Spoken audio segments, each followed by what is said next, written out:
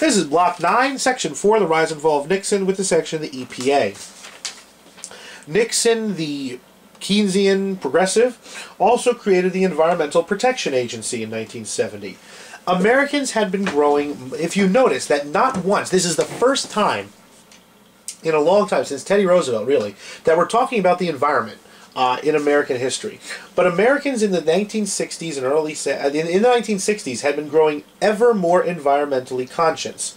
We're going to talk again in Block 10 about Rachel Carson and Silent Spring. By 1970, there's been 100 years of industrialization in the United States now, and to be perfectly frank, America's air and America's water and America's forests in a lot of places were dirty and befouled. Congress passes the Clean Air Act in 1970, making factories they could only pollute up to certain levels, that they could not just spew filth into the air. They had to install filters and change their procedures to produce less harmful waste. The Clean Water Act in 1971 did the same thing for America's water supply. The Endangered Species Act of 1973 ensured that biodiversity would not be lost.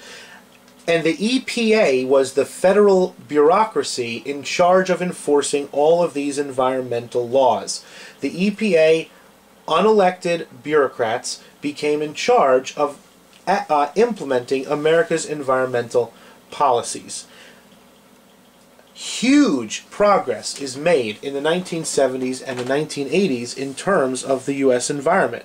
Car emissions are reduced. And that does huge things to clean up America's air and water.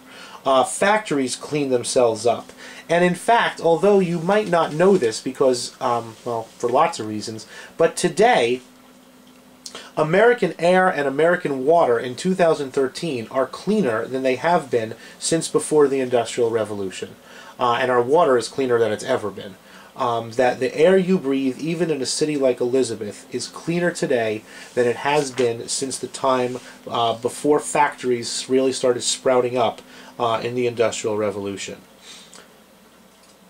Nixon, the Republican, who comes to power giving lip service to smaller government, in fact, with OSHA, the Occupational Safety and Health Administration, the Consumer Product Safety Commission, and the EPA, gives government more control over business than the progressives, the New Dealers, and the Great Society advocates could have ever dreamed of. Nixon, the Republican, gave the country more government control over business than any of the progressive presidents had done in their wildest dreams. That businesses today spend hundreds of billions of dollars making sure that they are in line with OSHA, with the Consumer Product Safety Commission, with the Environmental Protection Agency. Hundreds of billions of dollars are spent every year by businesses making sure that they are following the government's rules on these things. And they are rules largely put into place by President Richard Nixon.